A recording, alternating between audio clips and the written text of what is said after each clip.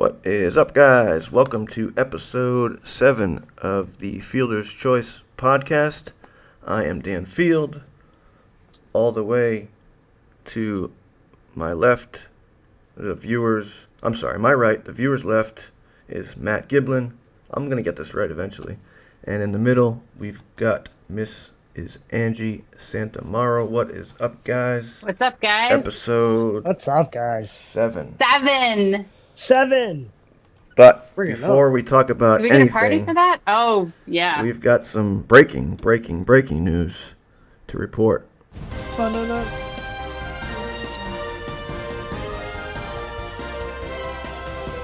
Unbelievable. WTF. So Rafael Devers traded to the San Francisco Giants for a bag of balls. Bag of balls. Are you kidding me? Unbelievable. And some babies. Unbelievable. What is going on with this? Crazy. There is more to the story. Matt and I were talking that this was very reminiscent of the Nomar trade.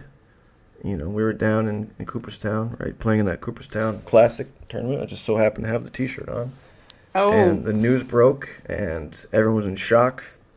And I'm sure it's the same feeling for most Red Sox fans right now.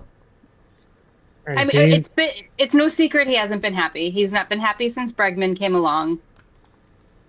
Didn't have a good attitude about it. Right.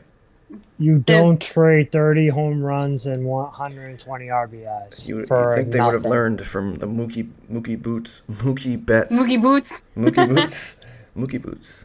You would think they would have learned from that, but they've made a lot of trades you think that they would have learned from. yeah, that's true. They keep trying to change up what they're doing.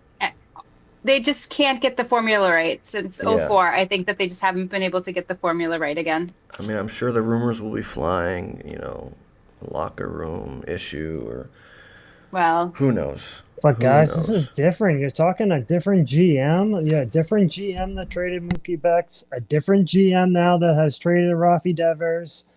Yeah, it's the same ownership, and they have some say in what goes on. But what is this team thinking? Are you relying on the young guns that much? Was Devers really that much of a cancer? Where, you couldn't let him DH and hit another 12 home runs? You don't just do this after you sweep the Yankees and you've won 6 of the last 8 to get back to 500. A 500 team does not make this trade. What is this about? This does not make me go buy a ticket anytime soon. It is strange. But nor has anything they've done in the past 5 years. But I hear you, Gib. But I think that there's something personal that we're going to find out about. You do. Men are emotional. Richie Cabral says it was time to trade him. He was a problem, and his attitude was a cancer in the dugout. So yeah, I mean, I think that was definitely part of it. Just his whole attitude. It had to have been. There had to be something else going on. Yeah, you have to think that. I mean, and I kind of get it. I guess put yourself in their shoes, right? If you're in a position at your job and you know that they just hired someone to basically take your position and they're gonna. But it's baseball. I don't know. But they did that with Adrian Gonzalez and those guys after they tried to help us when they were a cancer. A-Rod and Jeter.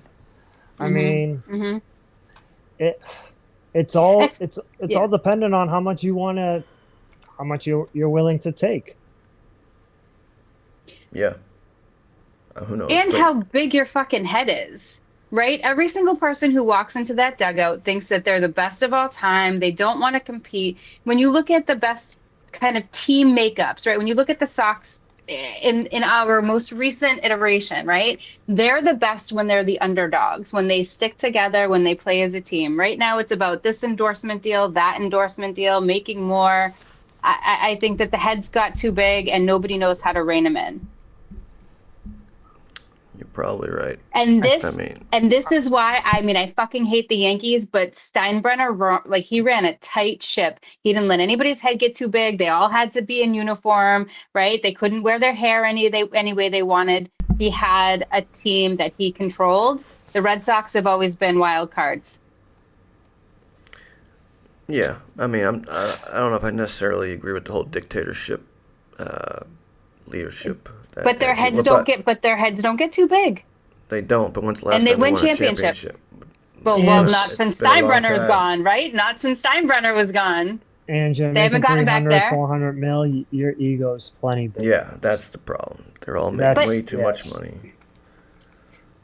You know, whether you think- got pinstripes or you're wearing this, you know, it's the almighty dollar speaks plenty for itself.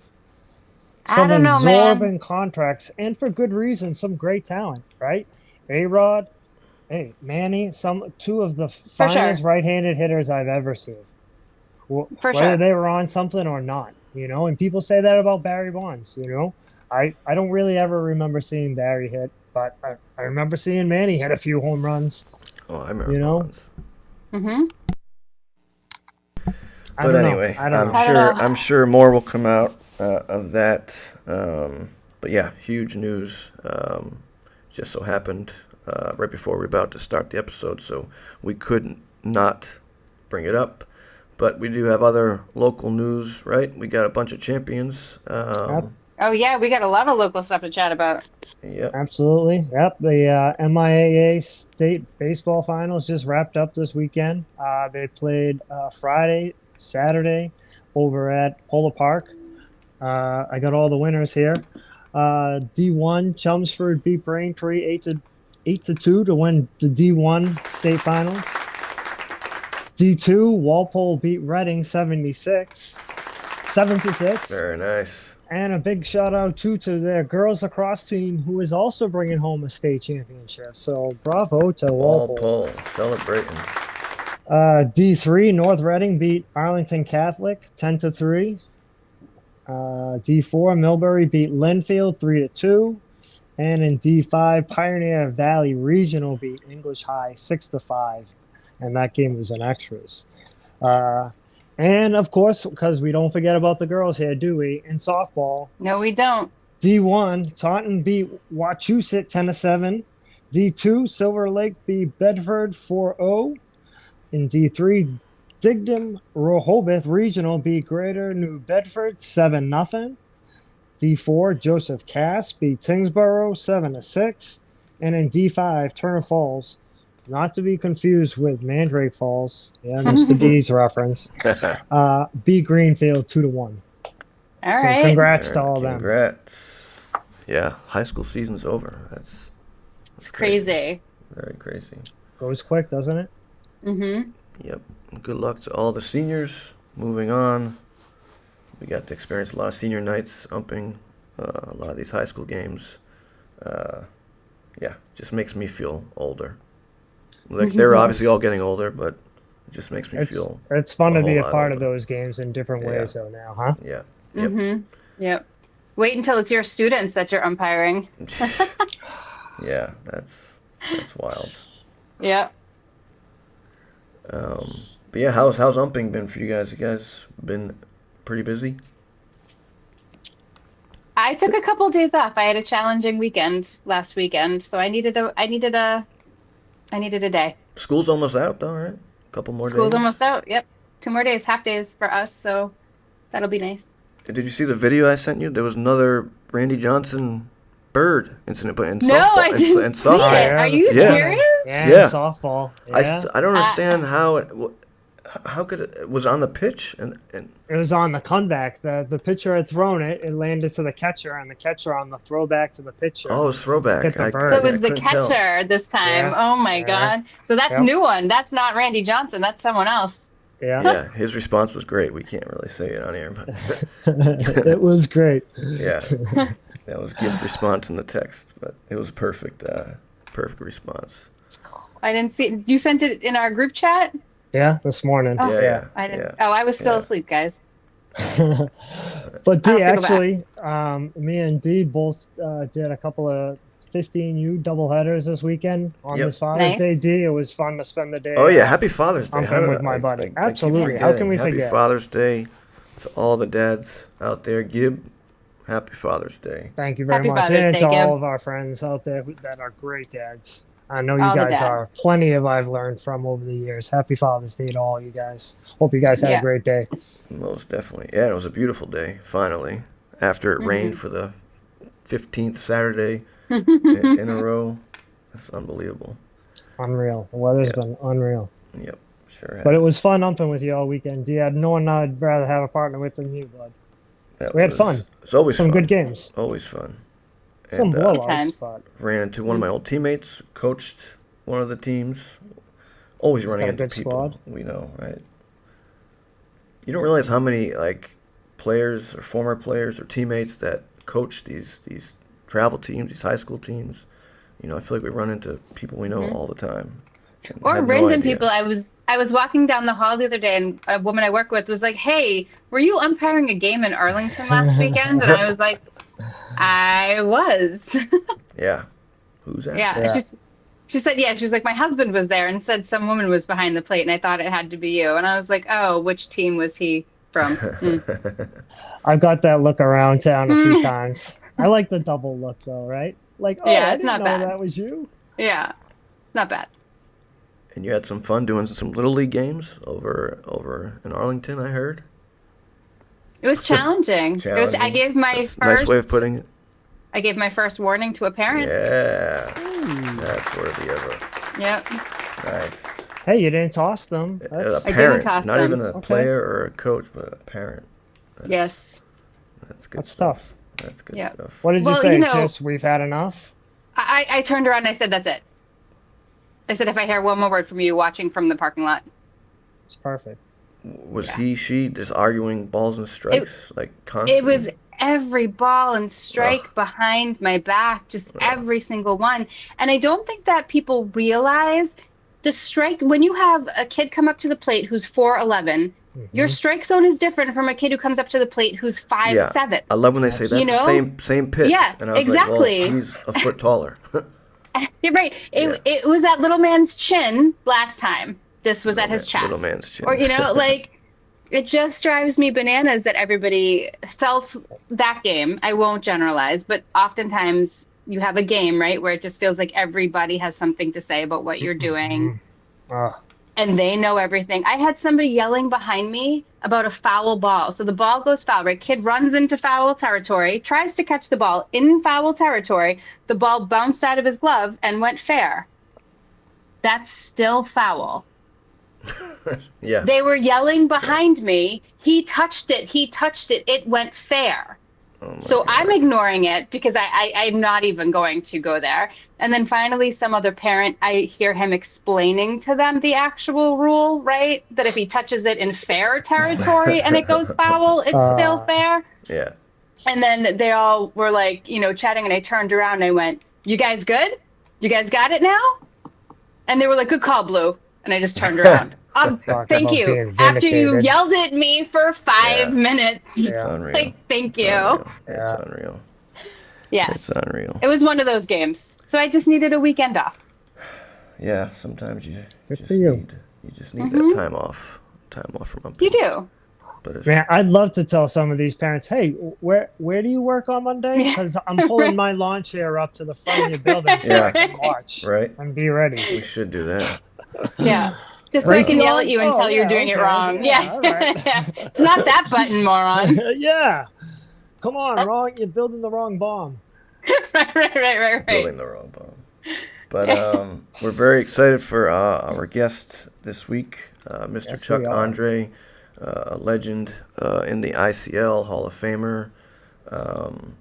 He's been around baseball for a very long time, specifically with the Hosman Chiefs, who are now the Andre Chiefs. They won the ICL championship this past year. Also in 2023, he's been with the team since, I think, 1989. I think it's time to bring in our special guest. What do you guys think? Absolutely. Let's do it. All right, let's do it. Ladies and gentlemen, please welcome to the show Mr. Chuck Andre, who I need to unmute. Welcome to the show, sir. Hello. Hey, Chuck. Hi, guys. I've heard your name many of times. We never got to meet. I think all three of us are meeting you for the first time. Yeah. It's a pleasure. Nice meeting you guys. Nice I've seen you as from well. sitting in the stands watching your team plenty of times, especially when I was a younger lad, maybe like 10, 11, 12. But please, tell the people about yourself. Introduce yourself, if you would. Yeah, I've been involved with baseball most of my life, probably all of my life. Did the standard Little League, Babe Ruth, American Legion, Medford High School. From there, Boston College, and then on to the Chiefs. In those days, were known as the Hosmer Chiefs. Uh, Back in those days, I know that you probably don't go back that far, but the Red Sox weren't on TV every night. There were very few independent leagues, and it was very commonplace to see a Chiefs team draw 3 or 4 thousand people to every game. That's really how I got started. I ended up pitching for the Chiefs, and then, as they say, the rest is history. I've been around the team now since as a player since 1974, and as an owner manager for 30 years since 1989. So it's been a long run, more than Now, 30 years, Wow. now I get 36 the years actually. Orazio connection because Orazio Right. is the coach of the Medford. Medford Mustangs, and Right. that's where you went to high High school. school Mustangs. The Mustangs. Yep. I umped a couple of their games this year, Yep. and I also And played for the. congrats! I want to just jump in and Yes, say congrats yes. to Orazio and his team, the GBL Yeah, champs. great job. Yes. Yep. It was very. That was awesome, and I know he was very emotional when they won that. Yeah, Well deserved. Also, one of the best mascots in the greater Boston area. the the Mustang. Yeah. absolutely. Yeah. I was a Somerville Highlander. So the Okay. Mustangs had a badass mascot. Yeah. But we can still talk, even though you're a Highlander. That's okay. I was No. also a Mustang. but I Listen, went this to is my Norwood. show, Chuck. Where'd you go? I went to Norwood. We were also the Mustangs. Yeah, a lot of Mustangs out there. I was a Falcon. Oh, Ringe and Latin were Falcons too. Yeah. That's right. Cambridge Falcon. No, Yeah. I grew up in Rhode Island. Oh. Cranston, Okay. Cranston West. Cranston. Freda Felcher from Cranston. Yeah, so did you win any championships at Medford when you Yeah, went? actually, it's funny. I don't know if you guys know, we just honored last Sunday Fred Knox, our late coach here at That was Medford your High. coach, right? Fred passed away Oh, last year at the age of, I believe he was 87. We won the championship in 73 and 74. I think we lost 3 games in 2 years. wow. But Wow. we honored Fred not only as the Medford High coach, he was also the most winningest pitcher in semi-pro baseball around this area with 116 wins for the Hosmer Oh. Chiefs. Oh, wow. Wow. So when you look at the amount of games Impressive. that a semi-pro team plays, and a guy wins 116 games, Yeah. there's some longevity and some greatness combined. So we honored Fred with a stone at Playstead Park, and he took his rightful Awesome. place there alongside Billy Momboquette, if you know who that is, former Red Sox pitcher from Mm-mm. Medford. Okay. Guys like Joe Delgadio, John Hosmer. So there's like kind of a like the Yankee Stadium monuments that they have Yes. out in center Mm-hmm. field. Mm-hmm. Yep. There's one at Playstead Park in Medford that just kind of shows all the guys that did great things in Medford baseball. We had so many people That's there, great. so many alumni come back. It was a great day. I'll So have to yeah, check. to answer your question, under Coach Knox, we won 2 consecutive GBL championships. Actually, we were ranked #1 in Eastern Mass in my senior year. Wow. That's with 17-1 record. So we were Wow. pretty good. Yeah, Matt and I live near Playstead Park. I drive by there all the time, but I've never seen Yeah. that I'm going to make one. an effort to Yeah, stop. I have That's to a great check, tribute. to check that out. Yeah, Mm-hmm. right now, they're right under the flagpole. They just put them up there on Sundays. So Awesome. That's great. That is cool. So, so Fred was your manager, and then did you guys get a chance to play together? And yeah, the problem was, you guys all played high school ball, right? yeah, It was so hard going from Coach Knox to a teammate. What do you call your teammate on the Mhm. yeah, bench? right. And That's you gonna don't be call him Coach Knox. So, he was Mr. Knox and whatever. I actually said this that when I made my remarks on Sunday. It was difficult to kind of say coach. I couldn't really call him Fred. I mean, that imagine calling your high school coach by his first name. A little disrespectful. Mm-hmm. Right. Yeah. Even to this day, the last time I saw him a couple of years ago, I could never call him by his first name. So we settled on coach. But yeah, I got to play one season with him. He was at the time, I guess, 42 or 43, and I was the young runny nosed kid that was 17 or 18 coming up. And I just idolized these guys. I mean, if you grew up in Medford in the 70s or 60s, the Hosmer Chiefs were your idols. I mean, if you were a baseball fan, that they were above the Red Sox to us, because most of those guys played pro ball. Um, Yeah. they had in those days single A, double A, triple A, no independent leagues. And if you weren't playing in the Red Sox organization or on the way to the Red Sox or on the way back, you'd play in the Intercity League, and the Hosmer Chiefs were the powerhouse in those days. Now, who is John Hosmer? So obviously, he was named after. John Hosmer was the original owner of the Chiefs. He owned Hosmer Pontiac, which now where if you guys are familiar with Medford, Grava Chrysler Plymouth is. Sure. So that evolved from Hosmer to Grava. And Coach Knox and a fellow named Ernie Andolino, who was a Medford legend, began to put some guys together to start a team, and they needed a sponsor, and they somehow got involved and introduced to John Hosmer. And they met, as the story goes, as they met Mr. Hosmer, they were looking for a name of the team. And in those days, the big car for Pontiac was called a Chieftain. And they looked around in the showroom and they saw a Chieftain sitting there, and they said, you know what, that's a new name of the team, so we're going to call ourselves the Chiefs. And that's where the Chiefs were born in 1957. And my goodness, 68 years later, we're still going. That's crazy. It's awesome. How fun. It's a great What a good story. What a great story. Right. Love that. Unfortunately, we lost in the last couple of years all of the founders. Ernie Adolino, Coach Knox. We lost an awful lot of old Chiefs passing. They all get into that 80 and 90-year-old age group, and they're just no longer with us. But those are the guys that really started all of this. So talk to us a little bit more about your kind of beginnings with the Chief, and then what ultimately led to you taking over in '89. Well, I was the young kid on the pitching staff in 74 and 75. A righty or lefty, by the way? Are you righty? Southpaw or righty? No, I'm a righty. I just got introduced to the Chiefs by Coach Knox. He actually told me, he said, you know what, I'd like you to take my place on the Chiefs.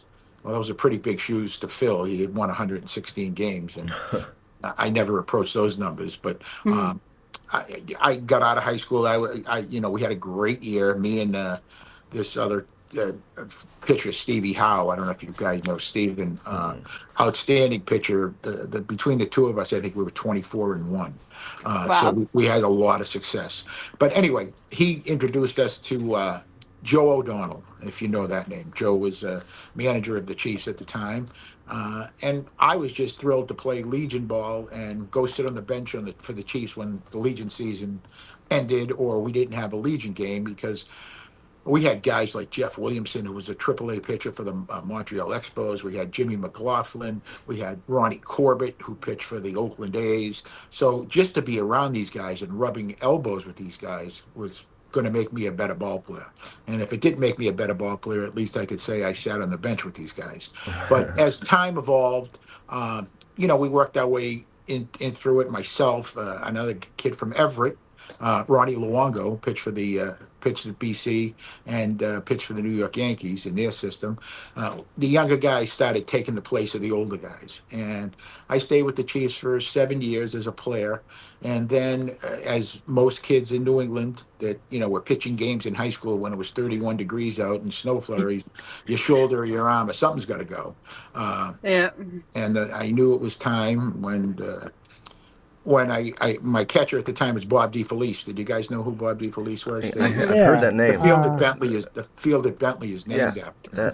Yeah, and unfortunately, he just passed away also earlier last year. But we were playing over at Trump Field in Somerville, and if you guys ever played there, if any of you guys played all at the Trump, time. I'm sure you All have. the time. And Just a couple field. of games. if you throw a pitch at Trump, and especially if you're playing at night, it echoes from that cement backstop, the concrete backstop, and you think you're throwing 103 miles an hour. I mean, I thought I was throwing like Chapman, and you think you're throwing hard and throwing hard. Well, anyway, to make a long story short, I threw one pitch, and the kid from Somerville for the Somerville Elm Club hits the ball over the DPW building. Over the if you know what DPW. that is. Wow. So I said, okay. So the next kid, I look at the sign, I throw a pitch, and next kid hits a ball up on the roof of the DPW building. So my catcher, Bob DeFelice, I was probably, I don't know, at the time I was probably 30, maybe 29, and Defa was close to 40, and he was that seasoned veteran with the chew in his mouth. And he came out to the mound and he said, Chuck, can't you see the signs? I know the lights aren't great here, but aren't you seeing the signs? I said, yeah, I see them clearly. He says, well, I just called for 2 fastballs and you threw 2 changeups. And I knew it was over because I said to him, Bobby, Those that were was the my fastball. fastballs. Oh man. So, yeah, that's how it kind of ended. I took a little break from baseball, and then I started a real estate company in Medford with my partner, John Veneziano at the time. And the Chiefs were going. And then I bumped into Joe O'Donnell, and he said, Chuck, I want to let you know that John Hosmer's selling the business, and he's retiring. And I think that's the end of the Chiefs unless we find someone to take it over. How about you? And I'll come back. And Joe said to me, take it over for a year, and then I'll come back, and we'll do it together. I said, okay. Well, that was 1985 or 1986, and Joe never came back. He was a great supporter, but he never came back. And the rest is just I started managing the team in 1988, and we just put together a great run through the 80s and 90s and 2000s, and now we're into the 210s and 220s, and we're still going. So how long has So the Chuck- Intercity? Sorry, Go on. I was just curious how long the Intercity League's been around. I know I've been told this, but I forget. Yeah, the Intercity League has been in continuous operation since 1950. 1950. Yeah. Wow. Yep. That's wild. So that would be what, 60, 65, 70. 75 years. 75 years. Yep. Yep. Wow. Go ahead, Gib. Sorry. Chuck, I was just going to ask. So, the reason why the transition from the Hosmer Chiefs to the Andre Chiefs came about was he was selling the business? Yeah, John Hosmer retired, sold Hosmer Pontiac to Grava. And then what happened at that point was that the Chiefs were disbanding, and I was starting a real estate company in Medford called the Andre Realty.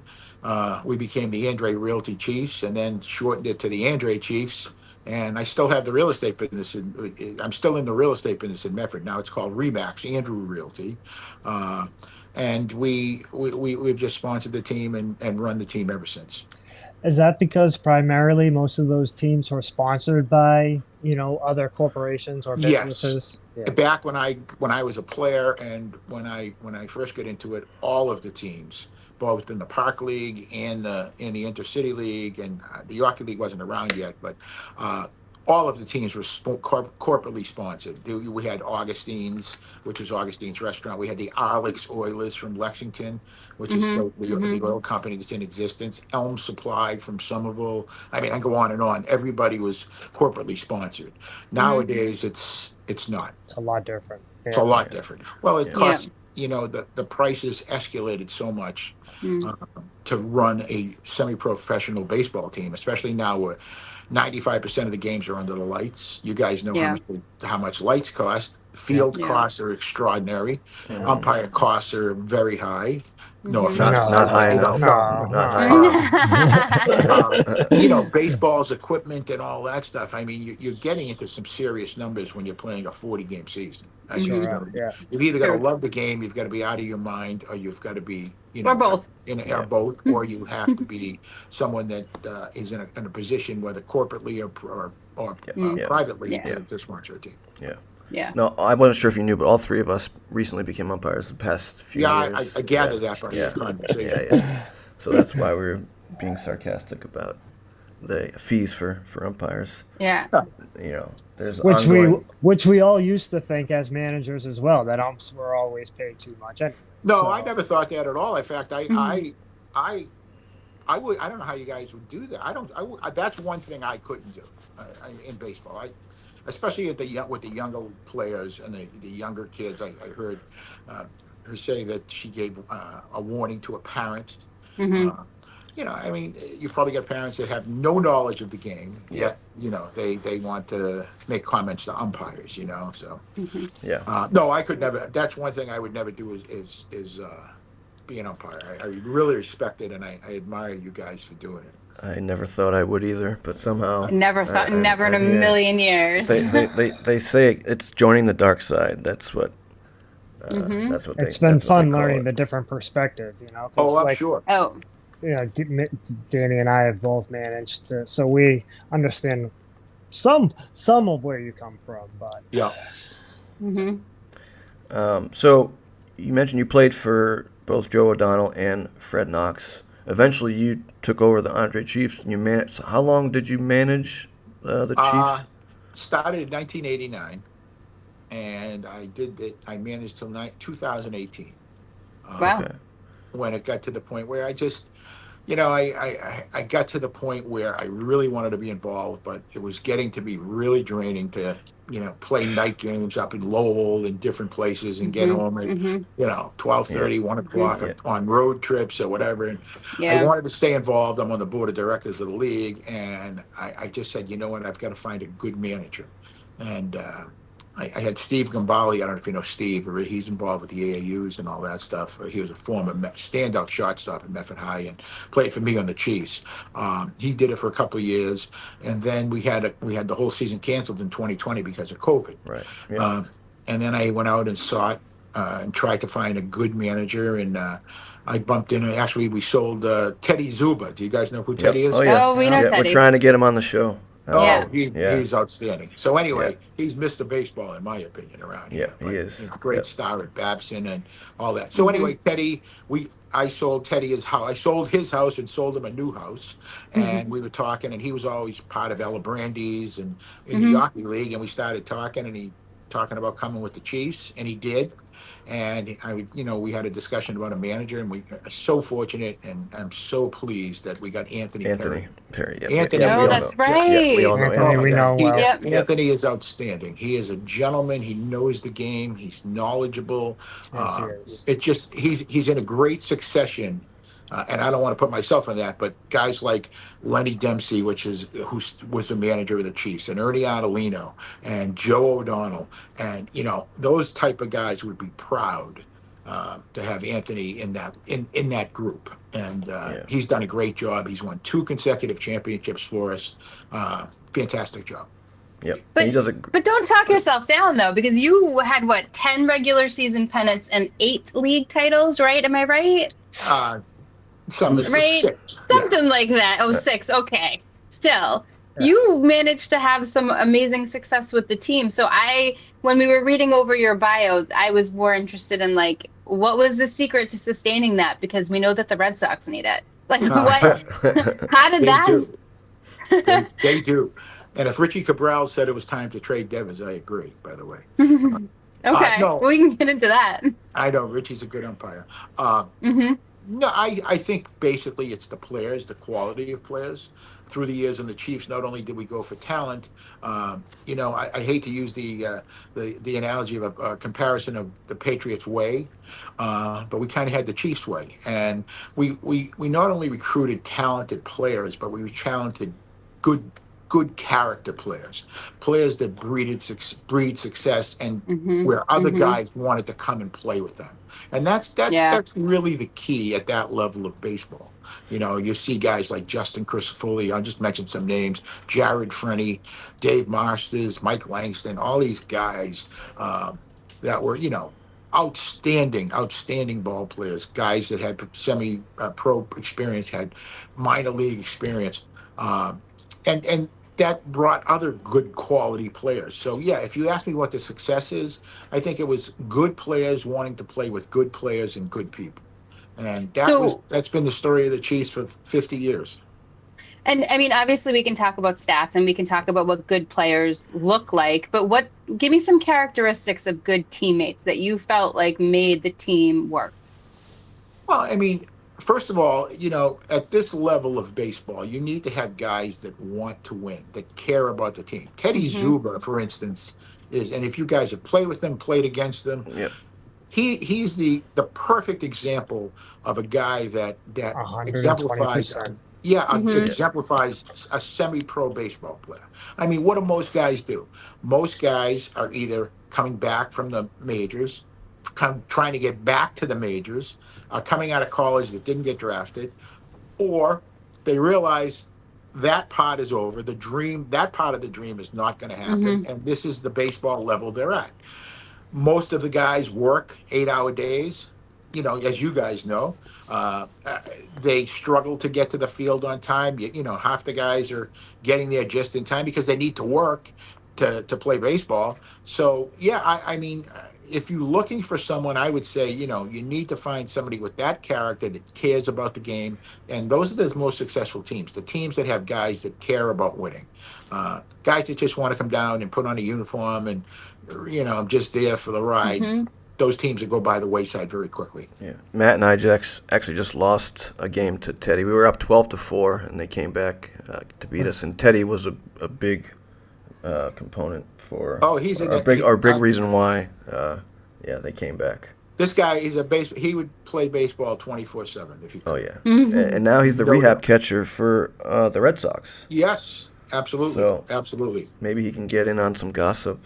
Maybe we can find out what the talk is. Yeah, but we're trying to get Andy's a class act. He's just a class act. Great kid, just an absolute wonderful person, a great family, and just I'm proud to have him wear the Chiefs uniforms. Honestly.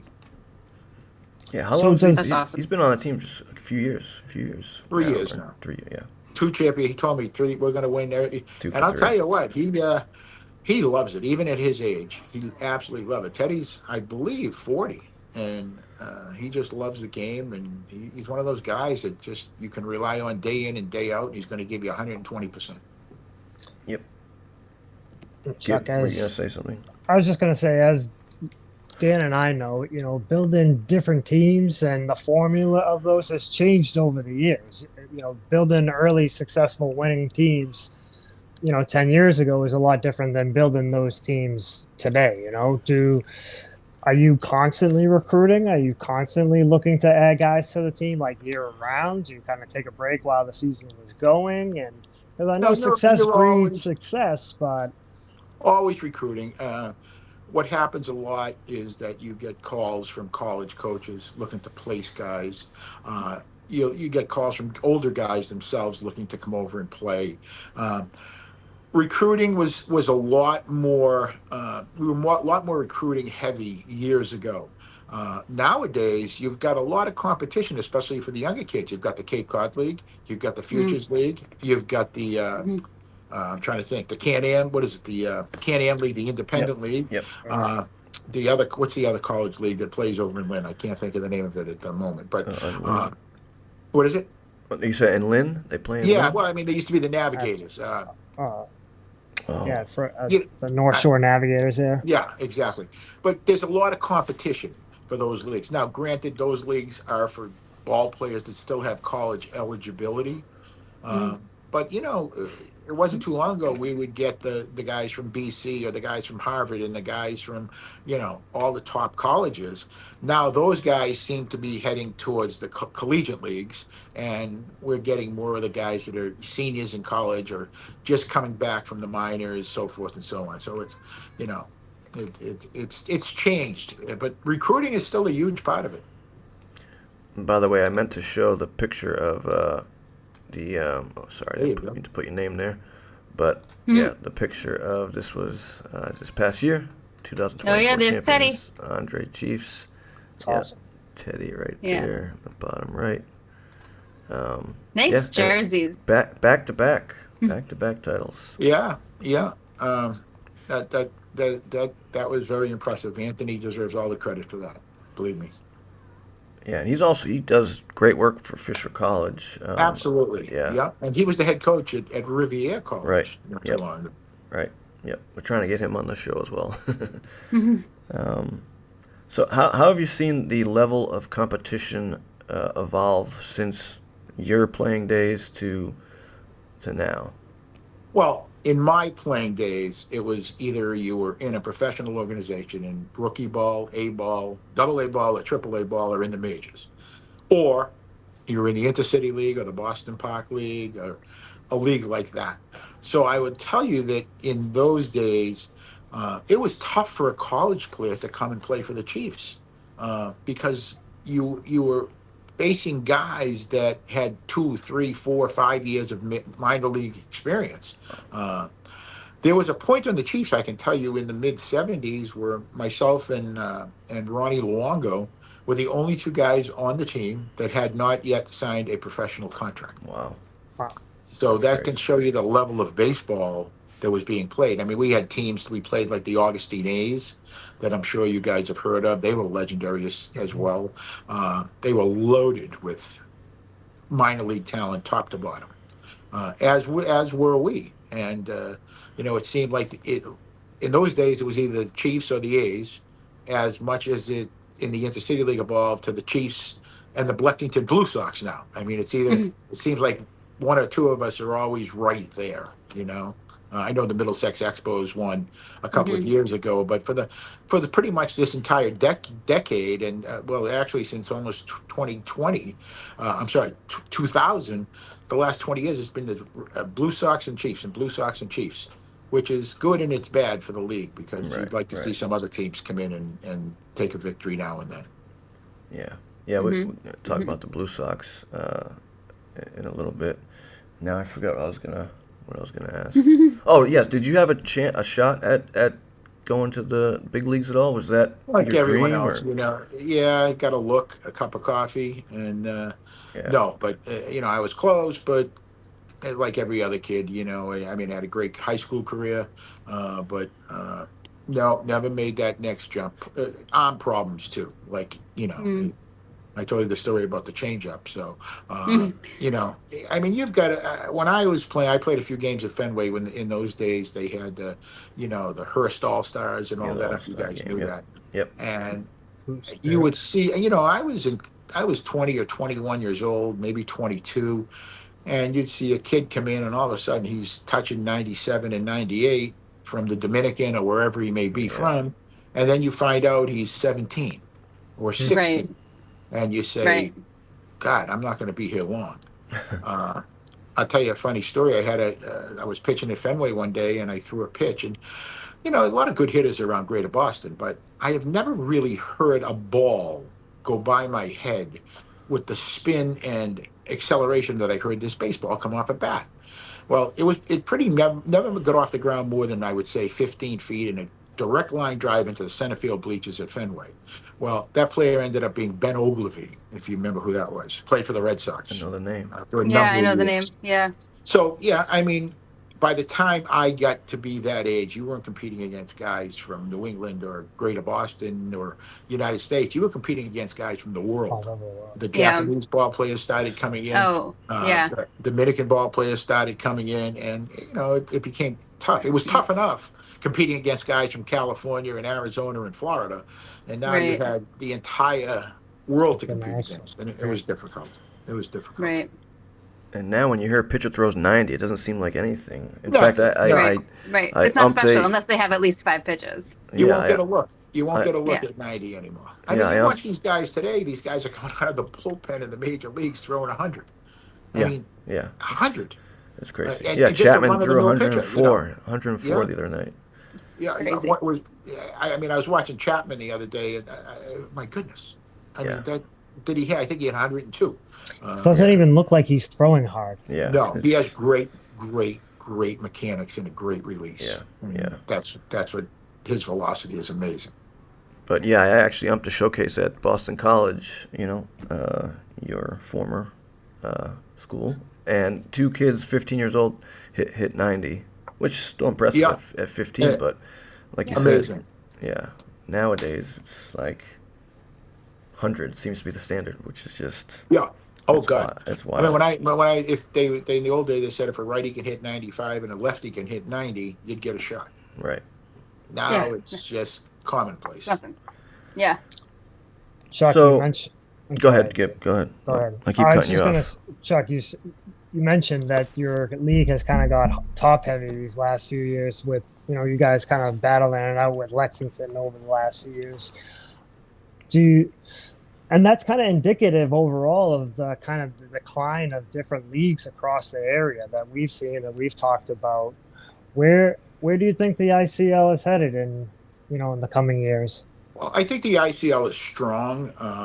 I think I consider it, just a top league. I think it's run very well, and I think there's some good teams left. I don't know if you guys know, we've begun a sort of merger on schedules with both the Park League and the Hockey League. Interleague. Yeah, playing an interleague schedule, which I think is good, and I think eventually, in my opinion, you will see the Intercity League and the Park League and some of the Hockey League teams probably sort of merge into like an Eastern Mass type association of amateur baseball. I think right. that's, 10 years down the road, I think that will happen. Seems like it's headed that direction, right? Yeah, I do. And I think it's good. I think it's good because the Yeah. number of teams that are left, you don't want to be playing the same team 6 times, Right. in a 40-game schedule. I mean, it just doesn't. So it's nice to see some new teams here and there. Yeah. There seem to be some mixed feelings about that too. Yes, there is. Yeah, Absolutely. because you lose that history, the Hockey League, the Intercity League, the Park League. Well, we're still autonomous with our playoffs. In other words, Oh, No, but I'm okay. saying in 10 years, if you do go that route, then it could very well happen. Yeah, it could but I think very well happen. The problem with that is once you create a league championship is how long the schedule will start running. Right. Because you have kids going back to college, you have kids that come out of college that are college World Series guys, whether it's Division 1, 2, or 3. Most of the leagues don't start till around Memorial Day, and you've got to be pretty much done by Labor Day. Very few leagues go beyond Labor Day. I know the Hockey League once in a while does, but no, I Except think, with all these rainouts, we're going to October. I know. Well, we've been kind of getting lucky lately because we play on a lot of artificial surface fields.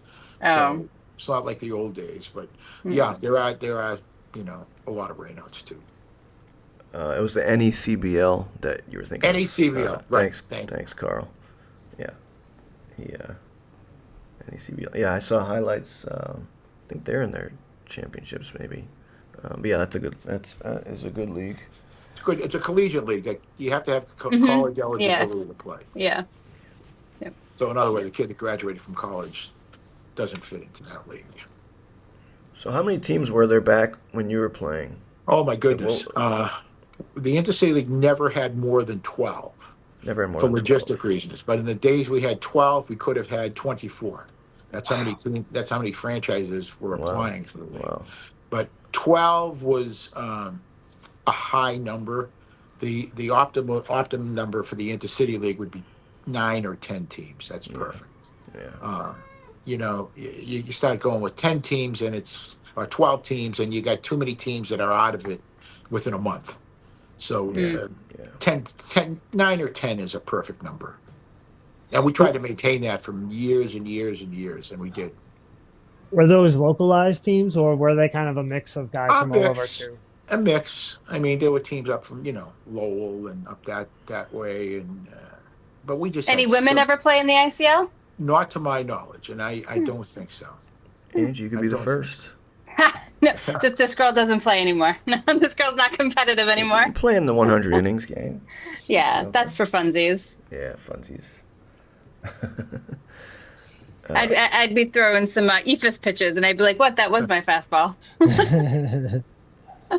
So, Chuck, you know the whole Randy Johnson bird? Remember when he threw the fastball? So, absolutely. Angie recently had that in her 11U game. You did? Yeah, I did. Pitcher somehow pitched fastball, bird flew by, direct hit, and died on the field. And the rest is history. What are the odds of that happening? Yeah, it's crazy. What did you call the pitch? Angie, what did you call the pitch?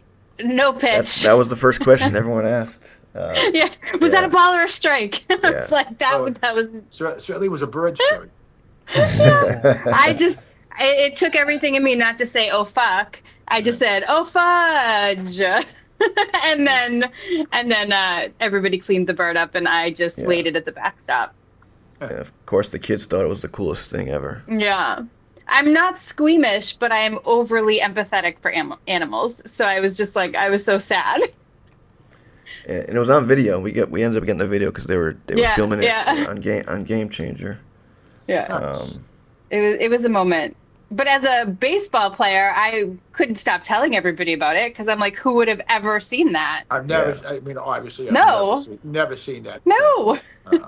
The Randy Johnson thing. Was one. Forget about 1 in a million. 1 in a billion pitches. That would never happen. Yeah. For you to see it was wild. Wild. No, you'll never see it again either. No. That's what I said. Well, that's what we all thought when we saw Randy Johnson do it. Now, the bird didn't explode like it did on that. No, it was a very sad thud, and they both fell to the ground. R.I.P. Bird. I'm so sad about it. Sparrow. Yeah. Little Sparrow. Jack Sparrow. Oh, all right. Well, that was a sad moment, but Chuck, I think at this point, you've been around baseball long enough. You've been around the Chiefs for, almost 3 decades, if not more. What's a message you would give to all of your players who have worn your Chiefs uniform in the past 35 years? I think, honestly, I would say the majority of them really, really have worn it proudly. And I would say that with the number of championships we've won as a franchise, which is 21. Wow. That's between the Hosman Chiefs and the Andre Chiefs. I'm proud to say that almost all of our players have at some point experienced a championship. That's awesome. And that's a rare experience for a lot of people. Sure. Because we won them in the 60s, and then they won them in the 70s, and they won them in the 80s and the 90s, and we we were a powerhouse team, and through the 90s the Chiefs were a dominant team, and then we've won this and with this group, or the new era, 2012, 2014, 2023, 2024. So everybody kind of experienced at least a championship. I would say the majority of guys, And so what's it like to be a part? Oh, sorry, go ahead. Sorry. I was going to say we're just so fortunate that we've had so many of the old Chiefs return, to watch the games, to help out. I'll give you a great example. Mike Pagliarulo. Mike was the starting shortstop for the New York starting third baseman for the New York Yankees for a number of years. Replaced Greg Nettles. Was the starting third baseman for the Minnesota Twins when they won the World Series. And Mike came back a few years ago and became my hitting coach before he went to take the job with Don Mattingly and the Marlins. So, an example like that, he had played for the Chiefs before he went to the Yankees, played at the University of Miami in between. But so many great guys have come back and said, hey, look, I want to coach. I want to do something. I want to be part of it. So, I think so Angie, I would think that's one of the things that I'm most proud of, and a message I'd send to them is thank you. And, it's kind of like a family after all these years, especially if you got 400 guys that you've coached, Yeah. And I can honestly say out of the 400, I'd say I'd be pretty close to batting 100% that most of those guys parted in good ways, which is unusual for a baseball organization. Yeah. I'm sure Devins isn't saying great things about Alex Cora tonight. We just talked about the boys and their big feelings. I really couldn't identify 2 players that I would say, parted ways in a bad way, which that makes me proud. So you said family, which actually I was going to say, what's it like to be a part of that Chiefs family? Do you guys get together? I imagine that it's not just baseball, right? You guys are probably talking and. How's that Christmas party? I'll give you an example. This morning, I woke at 8 o'clock this morning to a group text of probably 25 of my old players from the 90s. There's different group texts. There's guys that I played with in the 70s. There's a group of guys that I coached in the 90s when we had those real dominant teams. So that group, who are now experiencing fatherhood through high school and college with their kids, started a Happy Father's Day. Happy Father's Day. Everybody's wishing everybody a Happy Father's Day from guys I haven't heard from all year. So that's part of the family. They never forget. And we get together, at least I get together with the guys I played with on the Chiefs in the 70s and 80s every 6 months. We go somewhere. That's great. The other group, my real powerhouse teams of the 90s, we get together once a year. And guys come from California or Oklahoma or wherever they are nowadays. We all get together somewhere in Boston, and it's a great time. That's awesome. Yeah. Now we mentioned the Lexington Blue Sox, which I interviewed Rick DeAngelis on a previous podcast that I was on, and I know you guys are pretty close friends. I know he's been around forever, and it always seems to be you two guys in the finals. What's it like, having the Blue Sox, also a legendary team, managed by someone that I know that you're close with? That's gotta be pretty Yeah, wild. it's Rick's one of my best friends. We talk, an awful lot. I respect Rick so much. He's done great things with that organization. But we like to beat each other. I mean, but the good thing is that if I win or he wins, that same day or same night, we're on the phone talking with each other. Hey, what about, that player? What about that play? Hey, good luck tomorrow, coach. Mm-hmm. And um, that just comes from years of respect, years of friendship, knowing that when the game's over, we leave it between the white lines, and we can go back and resume a good friendship. And Mhm. I can honestly say that it's sincere on both of our parts. That if I say congratulations or he says congratulations, of course you want to win, but you really mean it, that you're happy for your friend. And that's how I'd say our relationship is. It's an outstanding relationship. uh, Rick is close with my son Michael. I don't know if you guys ever played with Mike. He was a great left-handed hitter. um, Rick is very, very close with Mike. They talk a lot of times without me. But he is. And every birthday, birthday of my daughter or my son, Rick is always there wishing, making the wishes and everything. He doesn't miss too many, and he's a real class act. Have you guys ever competed over like trying to get like some stud that plays in Uh, college that Yeah, a player or two. yeah. Yeah, maybe Oh, through the years, but you know what? No, I can't tell you there was any like direct competition for some ball players. Rick usually has his own pool, and we had our own pool. So no, I can't tell you it was that. Hey, and the way I always look at it, if a guy doesn't want to play for the Chiefs or doesn't want to play for the Blue Sox, I'm not gonna, convince him. I mean, Right. talked about what's important. It's a guy that wants to be part of the family, part of the fabric, part of the tradition. And if a Mm-hmm. guy has second thoughts about playing for someone else, then go ahead, go there. Well, I mean, And if a player just looks at your history and all the championships, I don't know how they could not want to well, play for one of well, those sometimes franchises. when you say the word stud, yeah, that's different. But a run-of-the-mill ball player may say, "Hey, look, I may not get an opportunity with the Blue Sox, or I may not Mm-hmm. get an opportunity with the That's true. Chiefs." Yeah. Yeah. Uh, Yeah. That's Yeah. Especially younger kids that need the at bats or need the innings as a pitcher, they may want to, go to a team where they know they're going to get an opportunity. that's a Mm-hmm. good point. Yep. So yeah, the three of us as umpires, obviously Angie talked about getting into it with the parents, but you have 600 wins. I think you've 800 games you've either managed, played in, or been the GM for. Have you ever had any like run-ins with umpires? Oh, Like absolutely, any good stories? absolutely.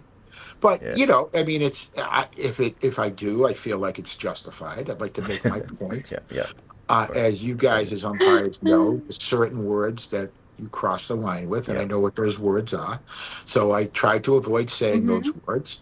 Uh, but yeah, occasionally you get to the point where you kind of lose it. I always feel like I need to protect my players, and if I feel like Yep. an umpire, which is a rare occasion, because I think umpires, like I said, for the most part, do a great job.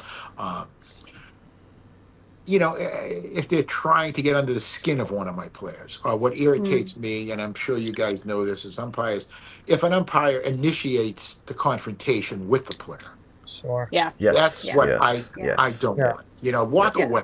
yeah, You know, Yes. you are supposed to be, the Yeah. good guy, yeah. walk away from it. Yeah. De-escalate. Yeah. Yeah, De-escalate. Yeah. and there were a couple umpires Yeah. through the years that would like to, escalate the situation. Sure. Uh, Yeah. and no matter what happens, they always had to be the smartest person in the room or on the The Yes. field. last Yeah. word. You Yeah. know, and you know what I respect for an umpire, and there's some great ones like I don't know if you guys know Joe Cacciatore and that Yep. whole group Mm-hmm. of guys. Yep. Uh, if it was a close call, I say Joe, Jesus, and he said, Chuck, I may have kicked that one.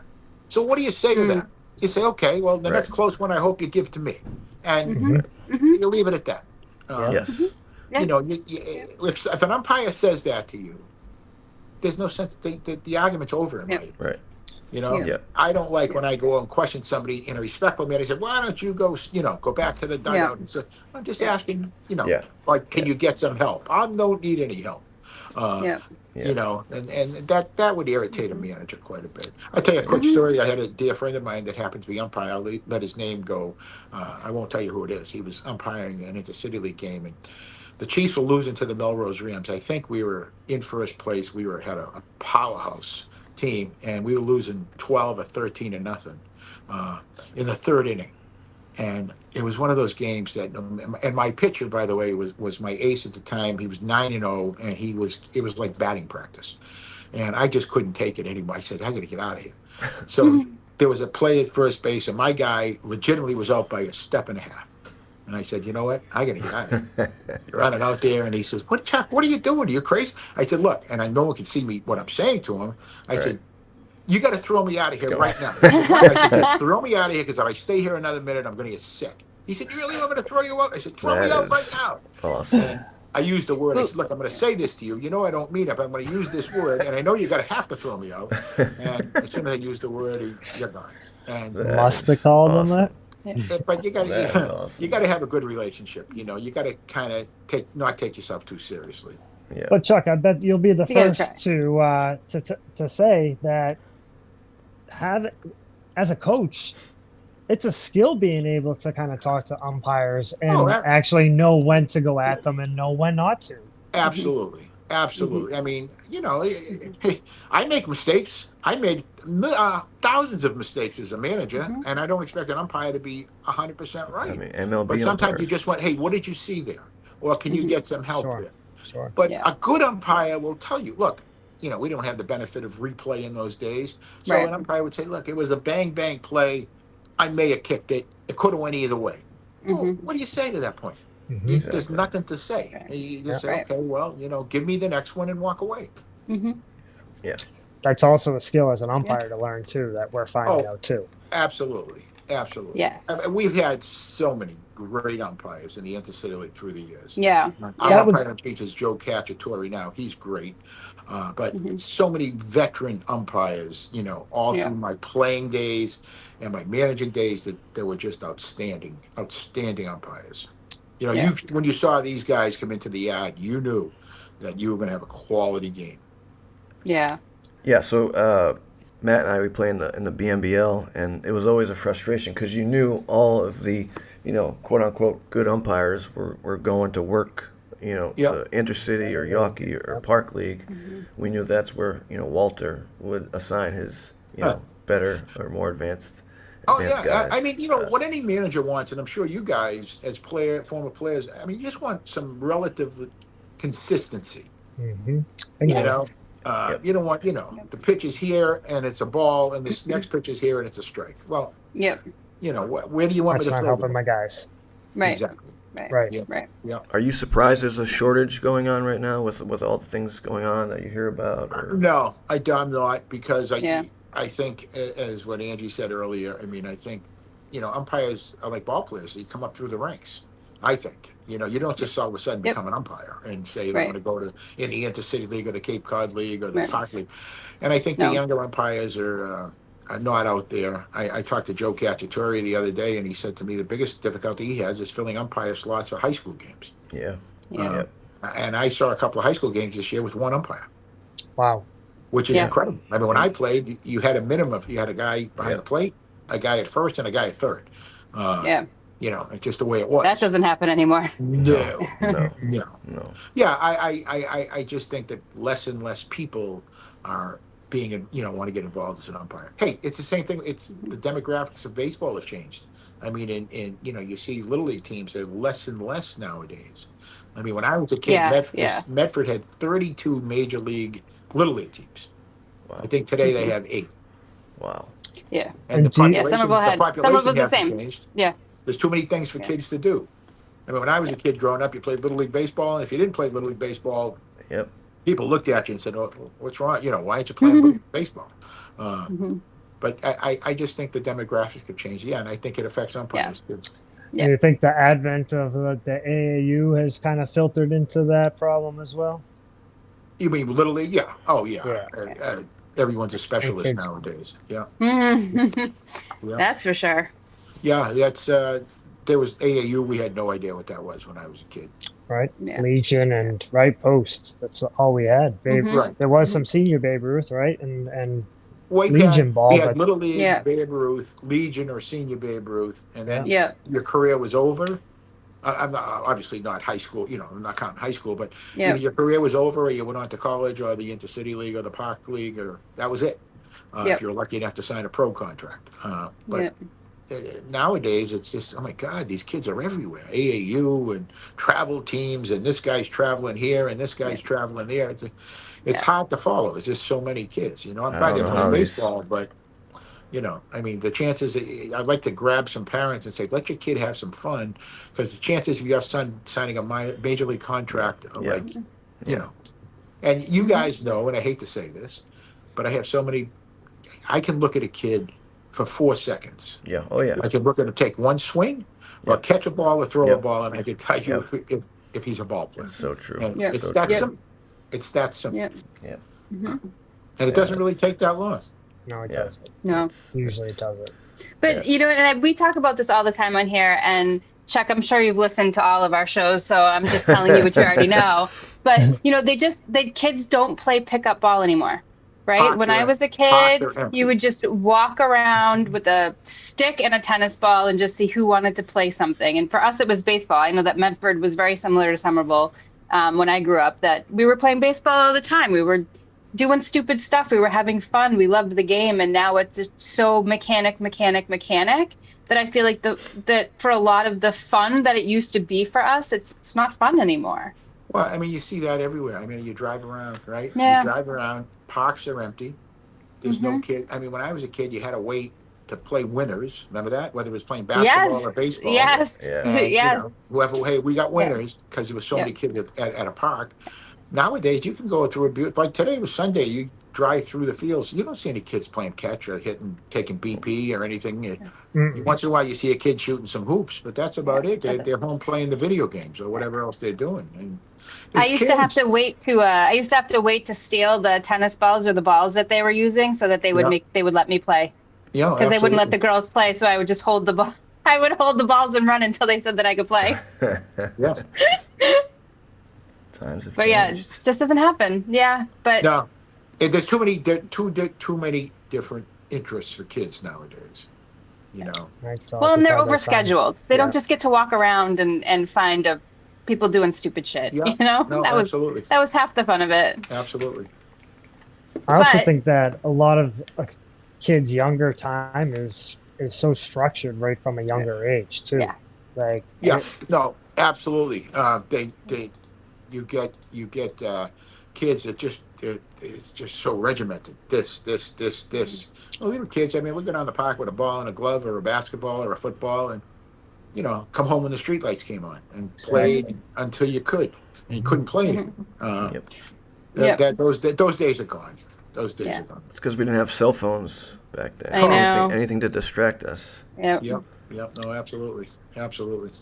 Chuck, you kind of mentioned this before, but what do you think of the overall quality of the umpires in the ICL? You think it's been fairly consistent and pretty top notch for all these years? Yeah, I do. I think we've got some good umpires back now. There was through the COVID years and a few of those years, I think we were lacking. I didn't think new guys were coming up, but now we're seeing to get some really good umpires back. So I think it's good. I know me and this guy are hoping to ump a few games in the future there. you Yeah, guys not me doing- though, Gib. Don't worry about me. Fuck that. Come on now. All love. So Don't you forget guys about are- me. You guys are where are you guys umping? Where he sends us. Yeah. No, high school. He being Joe Catch or No, mostly Walter. Walter. Joe's Yeah. more Walter up, Benson, okay. Yep. up north, I think. Yeah, most of the North were there, I Yeah. think. Yeah, for I'm Walter. sure once we're on his radar, he may. Yeah. Yeah, I'm actually thinking about having him on as well. He's one of the names that. He's a very Yeah. he'd be a very entertaining guest. Let me Yeah. tell you that. All right. Very Reach out to entertaining. him. Nice. We Yeah, I love know he- entertaining. Yes. So you were recently, somewhat recently, inducted into the Hall of Fame in the Intercity League, and just this past year, you won the Fred Ebbett Award, which is given out to coaches, right, locally in Massachusetts every year. What did those awards mean to you personally? Oh, I've been fortunate with that. The Intercity League Hall of Fame award was induction into the Intercity League Hall of Fame was very important because I spent a good number of years obviously involved, and to be recognized with some of the folks in that Hall of Fame is just a big honor to me. The Ebbett Award, I mean that was picked by the Massachusetts Coaches Association, which to me, was another thing that meant a lot to me because those coaches took the time to vote for me, and I was honored, honestly. I would tell you one of the biggest honors is being in the Medford High School Hall of Fame. That's my Oh, I didn't know hometown. And, Yeah. just rubbing elbows with those guys. I'm just honored to be part of it. That's awesome. Yeah, that's awesome. It's quite the honor. Yeah, it's an honor when you look at the people that you share those halls with, and Yeah. you say, God, just to be associated with people like that makes you feel good. Makes you think that you did the right thing in your baseball career. So You've done enough. And it seems like you have it in some good hands as well. Yeah, I'm very fortunate, and let me tell you, I'm not going anywhere for a while. I still am actively involved, but I'm just not in the dugout. right. Because it's in capable hands. So I know you mentioned Teddy, but are there any other, names that come to mind over the years of teammates Oh my God, that? I've been blessed with so many good ball players. I mean, you guys may be too young to remember guys like Hank Landers and Warren Olson and Mike Langston and Dave Marsters. I mean, Dave Marsters won 100 games in the Intercity League. Justin Christofoli, you must know that name. Yep. Played for the Cleveland Indians, played for the Chiefs for 15 years. Hit close to 100 home runs. Just some great ball players. Jared Frenny, more recently. You guys know Jared? I know that name. I don't know. Averaged I've heard of. averaged close to 2 strikeouts per inning. How do you like that? Yeah. That's, Wow. In the Intercity League, which is amazingly impressive. Just retired over the winters. Tim Dunphy, left-handed Oh, I pitcher. know that name. Yeah. He was a coach at Somerville High for a while, out of Brandeis. That's why. Yep. That's Played Yep. some pro ball. Just an Iron Man lefty. That was just a quality guy and a quality starter for years for us. I don't want to leave anybody up, but I can go on and on. Mike Decato, Peter Copa, my son Michael. Oh, Decato. You know Decato. Decato. yeah. I played know in the Mike, yeah. Dodgers. Yep. Good ball players. All great ball players. Yep. Johnny Welsh, Mike Gedman. I've been fortunate with so many of these guys. And they were all different eras. There were the eras of the 90s and then the 2000s and then the 2010s to 2020s. And now we're on, I consider like our fourth era. Because one thing about the Chiefs, it seems like when guys get on the Chiefs, they're there till they can't play anymore. I mean, we don't lose many guys. Once they're with us, they're with us, And I could say that about the Blue Sox, too. I mean, once they're a Blue Sox, that's it, I mean, our shortstop now is Nate Witowski. Do you know Nate? You guys had the opportunity. Smooth as silk was a shortstop at Bentley back in 2005, 2006. Been with the Chiefs, I want to say, my God, going on 17 years. And still as good as I wouldn't take any other shortstop in the league over Nate. He's just that good. Clearly, Anthony keeps you up to date on. You seem we to know talk everything going on. Yeah, I mean, Anthony's just done a marvelous job. Tremendous. How many games do you think you make it to now? Well, me myself? Yeah. Well, if I don't get to watch it, a lot of games are on TV now. On the internet. Oh, that's right. You can. Yeah. But where do they stream? I'm sorry. I know Lexington streams their games. Yeah, Do the yeah. Chiefs stream their games? We stream some with when they're not doing the Hmm. Lexington game. We do stream some with the Chiefs, but all the playoff games are pretty much streamed. And then I won't miss a playoff game. Obviously, I'll be to every one of those. But the reason I kind of took a back seat is because I didn't want to be traveling around at 8, 9, 10, 11 o'clock at night anymore. And Yeah. and now Fair enough. Yeah. most games are in that 8 o'clock starting time. Yeah. Hmm. And it's not that I like to go to bed early, but after 30 years as a manager and another 10 as a player, You've seen it all. it's a little You get a break. Yeah. yeah. I mean, but I if I'm not following the game, I wait for that score every night from Anthony or Teddy or whoever gives me the score. They send me the box score immediately. I scrutinize it. I don't know if you guys know, we maintain a great website called the AndreChiefs.com. Oh, I did not know that. All the coverage is there. We've got 20 pages of Chiefs history on it. If you ever wanted to read something interesting. I was going to ask if you had any Oh. old videos or media. Go to that. If you go to AndreChiefs.com, there's a whole section of Chiefs history that takes you from 1957 right through 2024. I didn't know that. I was checking it out this week. There's some good stuff on there. Yeah, I mean, and like the tradition is amazing. That just how many pro ball players, how many guys have made it all the way. How many guys? I think someone had estimated it. I think we had over 100 people sign a pro contract. Wow. What's that like? Wow. Seeing your guys make it. Well, I give you, guys like Mike Pagliarulo, guys like Kevin McGlinchey, Richie Bacher. Richie Bacher was a starter for the Cubs. McGlinchey, we had McGlinchey when he was a kid. When I say a kid, 17, 18, 19. He's an umpire now. Yeah. Some good stories. He was a setup man for John Rocker back, when the Atlanta Braves won the World Series. Yep. We had guys like Mike Carista, who was the Red Sox #1 pitcher under Butch Hobson in the Major League strike year. So yeah, I mean, to see those guys give you an awful lot of satisfaction seeing them make it. But most guys are realistic. They know. I mean, it's the pyramid gets smaller and smaller and smaller, and a lot of guys get the rookie ball, and then a lot of guys get to single A and double A, and it's tough to get to that triple A major league level.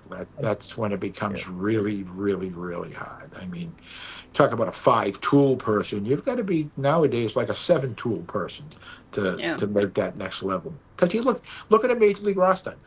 I mean, how many guys are from not from the United States? I mean, you think about that and you say, my God, how many spots are there out there to compete worldwide? And it's not easy. Not easy. Same for umpires as well. Yeah. No, absolutely. Mm-hmm. I mean, at this point, we're all too old. I mean, Which is crazy.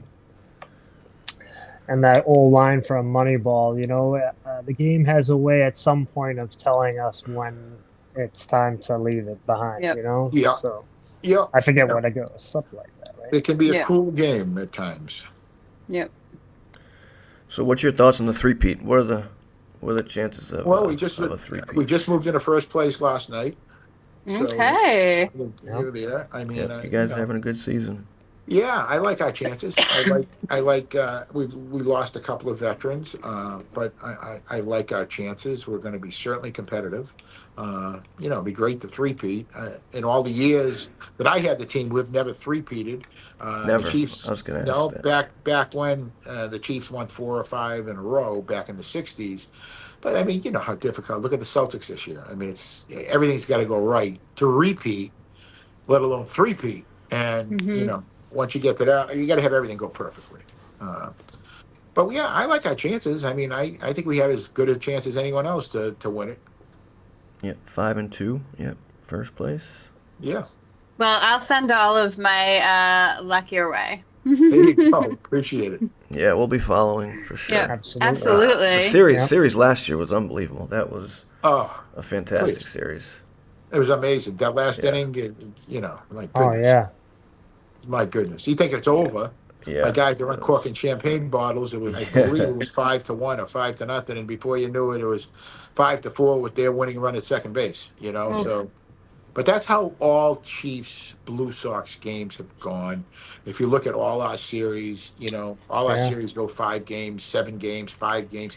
So it always comes down to a deciding game. And, that's the fun part of it, though.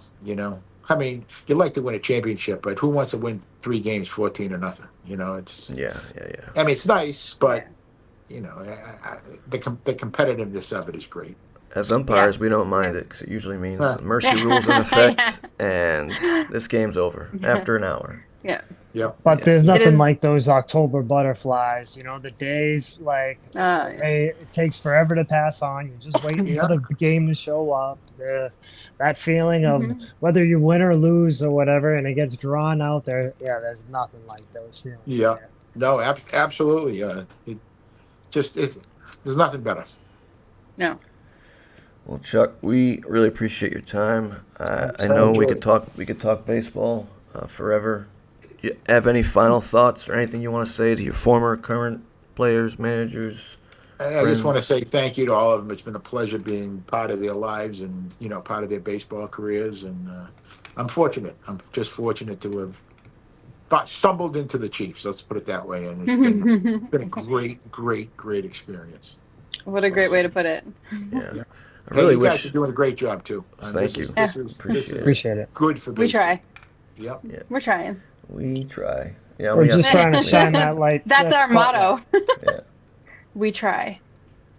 And tell your friends. We're trying to find more, interesting guests. We'll definitely reach out to Feel Joe. free to post, send us some information, and feel free to post on the Intercity League website. You've been on my website. We'd be glad to do it for you. Actually, I'm still an admin on your Facebook page because I think I did a live stream, or I was going to do a live stream because Sam Freely was unavailable. Orazio had made me an admin, and then he just never took me off. So I know this is live streaming on the ICL Facebook page right now. But it is okay. Yeah. Yeah.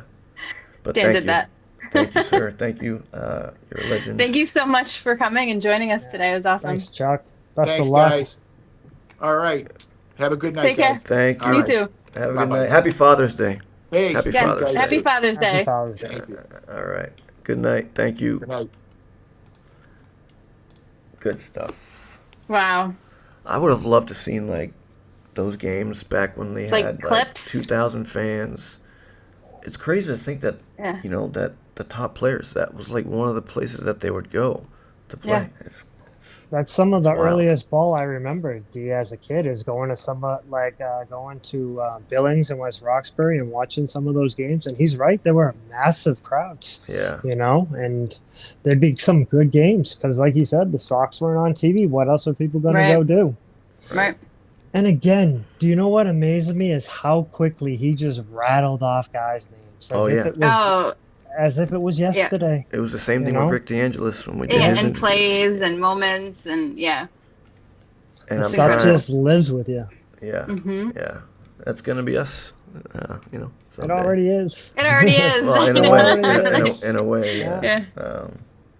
Just Yeah. it Yeah. keeps growing. It hasn't stopped. crazy, yeah. You know. No. Now it's just different. I think, right, we talk about being players, but the shift to becoming an umpire and the stories are different and the view is different and That's what I keep like saying. the importance of the reason you're telling the story is different, It's a whole new perspective It's that you a never had whole before. new perspective. Yeah. We've gone behind the Yeah. curtain. Yeah. Nor did I ever think I was going to be an umpire, honestly. If you had have Yeah. asked me 10 years ago, I'd be like, no thanks. We say that all the time. I know. Said it to our buddy H this morning. Yeah. But Yeah. Yeah. But anyway, yeah. Ange, I know Anyways. it's been a couple weeks since we've had a show, and there's been some going-ons in women's baseball. yes, do you have the so- clip or do I need to explain it from the jump? Which clip? I have. The one that I sent you, the little news clip? Oh, no, I don't. Well, hit her opening. Yeah. So we have some pretty exciting news out of Waltham. So about, I want to say 20-something girls had signed up to play baseball, and they decided to create their own girls baseball league. So they have two teams playing in Waltham, all girls, and the girls wanted to play because their brothers were playing baseball and they were interested. And yep, so there they are right there, the Waltham's Queen Baseball Classic. They had That's two cute. teams, and there was a Little little league clip. teams. Yeah, Little League teams, and there was a little clip on I think it was Channel 5 News and Fox, just talking about how these girls really wanted to play, and so here they are. And as the league has gotten some spotlight, more girls have asked about how they can join. So here we go. Like, I'm so excited. I've already sent some messages to the team saying, if you need an umpire, I've got you. I would come and do that for free. I'm so excited. You have no idea to see this. So it's happening in our own little state, and let's just hope it continues. So keep an eye out for those Waltham Queens. Yes. Yeah, it's pretty cool. And Yeah. yeah, Pretty that cool. there is a news article with video. I started that night they were in it. It was pretty cute. Yeah, and Awesome. you'd be the I mean, and perfect that's- dump. Right? But that's how it starts. I think I told you both, I don't know if I mentioned it on the show, there was a 10U game that I did. There was a girl on the team. I can't remember the name of the team. And every time she got up to the plate, the ball would come by and she would jump back a little bit. Yeah. I wanted to say something to her, but of course that's not my place. And so I wait until the game's over and I'm driving off the field or out of the parking lot, and I see her with her mom talking, and I rolled down my window and I said, you know what, that ball should be afraid of you. Like, do not, don't count yourself out or something like that, because seeing girls just at that place, it wasn't something that I had the opportunity to continue doing, right? Like I finished up Babe Ruth, and then it was, okay, kiddo, now it's softball time, right? Like, you can't go forward, like it's boys only. And I was so devastated. And now to watch that's not going to happen to these girls, just melts my heart. Right? And then, hey, you've done the hard part. Just keep going. Yeah. This part's, Yeah. You got this. You got this. Yeah, and to see, Olivia Pichardo is at Brown, and Kelsey Whitmore playing in Mexico, and, just all the girls kind of coming up in baseball. And it's been hard, and I look at the Facebook pages and all the horrible comments, that are just from the boys out there telling them to go play softball and all that crap. And I just want to shake them and tell them that, don't listen to any of that, So I'm super excited for these girls, and I hope that it does really kind of spawn a new look, a new vision, a new, because softball and baseball are very different, right? And I had to play softball, and I loved it when I played, and I loved my girls and my team, but I always loved baseball, and it's a different game. Man, that would have been so cool if you got to umpire that first game. I would have died. That would have been cool. So, yeah, You would've very been on the news. exciting. It's good stuff. But even for us, if we want to softball, we have to take a different course too. Right. Well, yeah. So, True story. maybe someone can talk to us about that too, what that entails. But Yeah. I mean, there's only a couple different rules, but it is a different Yeah. game. You're right. it's a different game, though. Yeah. And they're going to play differently. Yep. Mm-hmm. No, it's fun And they're it's- getting yeah. out there to do it. They should. Yeah. Yep. And on that So I note, love it. I'm excited. I was excited for this Diamonds Are Girls' Best Friend segment. yeah, that was pretty cool. Yeah. I forgot to give a shout out to my stepdad, Warren Walnuts, Wally.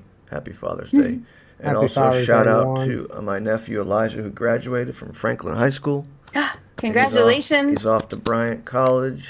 It's Amazing. Crazy. That's crazy. Congrats, Elijah. Yeah. Same Oh. way you must feel, Ange, with your kids graduating. And Max just graduated 8th grade. that's He's going to right. be in high It's- school next yeah, year. It's crazy. And happy Did they- Father's Day to Zach. They have a ceremony. Yeah, happy Father's Day. They had Zach. a moving on ceremony, which was, I didn't think I was going to cry, and I made it all the way to the end and then just started to well up. But yeah. Moving on ceremony. But he gets to come to high school with his mom next year, so you know Wow. what? I'm kind of Is excited the word about graduation offensive now? Is that what it is? Instead of this. No, graduation? I think that they just didn't have they didn't have No, I'm caps just and kidding. gowns or anything I'm like just that. So No, you're just being a dickhead, yeah. Yeah. I mean, No. that's the world we live in these days. But It is not, but we can get into that some other time. But next week, Kings. I'm excited for our guest, Aiden Freeberg. He's a teammate on my 28 plus Somerville Senators. He was diagnosed with MS at 19. He's a big advocate of the old timers game. He plays in that, and he led the move to join forces with the Boston Home, which is a charity that raises funds for MS research. He was a former pitcher at WPI. Oh, wow. So he's got a pretty cool story. That is so. I don't know if you know this, but one of my best friends has MS, and she does like that 3-day walk on the Cape every year to raise money, and it's I don't want to say it's devastating because I feel like people who kind of get MS, like all the people I've heard have MS, they just become these warriors, right? They're like, okay, like what do I need to do to fight it? And it's pretty awesome. So I can't wait to hear this. Frankie. Yeah. No, he's got a cool story. And I didn't even know about it the first year I played with him. I had no idea. And I found out just through the old timers game. And that's a cool event too. I think I've been to it once. Yeah. Kind of similar to the ALS, you know, how everyone Chucky kind of baby rallies looking good. behind that too, you know. So yeah. The community is strong. Definitely. Yeah, you don't realize how big it is, like, until you start playing in these events. Yeah. That's pretty cool. And Chuck was obviously a legendary figure in Boston baseball, so it was great to have him on. And we'll be back next week. We'll be back Same next week, time, guys. Same place. Episode 8. Episode 8. Almost This was a double fun, digit. guys. Yeah. Yes, it was. You guys umping have anytime to, soon? Oh, I don't know. I blocked myself off, but I think I have to rip off the Band-Aid and unblock myself. Yeah, so. you're going to have a lot of free days very soon. Next week. Very right? soon. Unemployment is in two days. Yeah. Congratulations. Looking forward to Summer. it. That's why she's Jake so Summer happy. is here. That's why she I can't know, stop it's smiling. It's true. I get 2 half days, and then it's summertime. And And then I'm gonna be in Amsterdam for one of our shows, so I'm gonna have to figure out the time difference. When are you going there? Yeah, we are going mid-July, so yeah, I'll figure out the time difference and do it from my hotel room. That'd be very cool. Awesome. Yes. Yeah. Awesome. Yes. Yeah. No promises on how sober I'm not gonna be.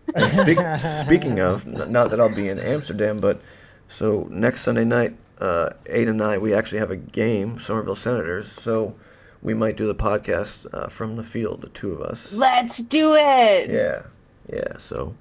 Sick. Yeah, next week, tune in. All right, we'll figure that out. Okay. On location. Yeah, why not? That'd be so cool. That would be cool. All right, guys. Well, sounds good, guys. You guys have a good night. Happy Father's Day, Gib. Go Thank enjoy. you. Happy Father's Day. Happy Father's Day, everyone. Happy Father's Day. Happy Sunday night to everyone else. Yes. That's We'll right. see you guys next week. Next Sunday. All right. Good night. Bye, guys. Bye-bye.